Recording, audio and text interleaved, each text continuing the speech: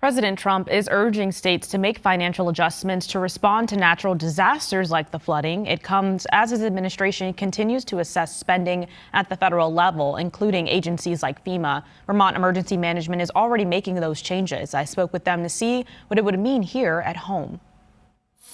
President Trump says FEMA could be eliminated as soon as this December, aiming to bring disaster preparedness back to the state level. President Trump has given us the responsibility of looking at an agency that in the past has been there in times of crisis for many people on their worst day that they've ever experienced, but many times in the past it has failed. In 2023 and 2024, Vermont relied on assistance from FEMA and state-level initiatives to reimburse towns for solutions to damages from the intense floods. Well, the July 23 flood is pretty much a blur still with me. That was a huge event, a lot larger than what I expected it to be even. Since the floods, Vermont Emergency Management has worked to be prepared by fielding questions from town administrators ahead of potentially severe weather. They want to know as soon as we know when something may or may not affect them, how it may or may not affect them. So we've done a lot of outreach, ensuring that they're in the loop when weather events are potentially coming. Vermont Urban Search and Rescue responded to both floods and are often called to other states during natural disasters. Mike Cannon says a large portion of their funds comes from the Homeland Security Grant Program through FEMA. Over 90% of where our funding comes from.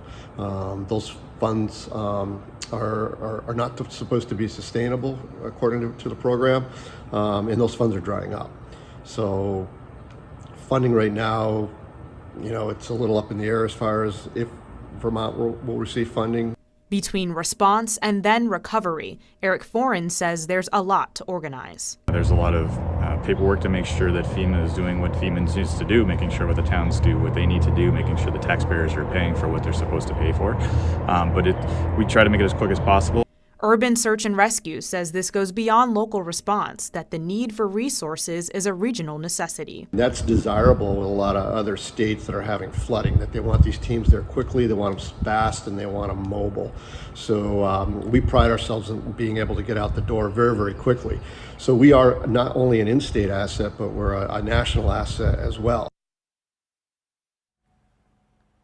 Eric Foran with Vermont Emergency Management also says it is hard to tell what will come from the federal government at this time, but it is an ongoing process and they will continue to plan for all contingencies.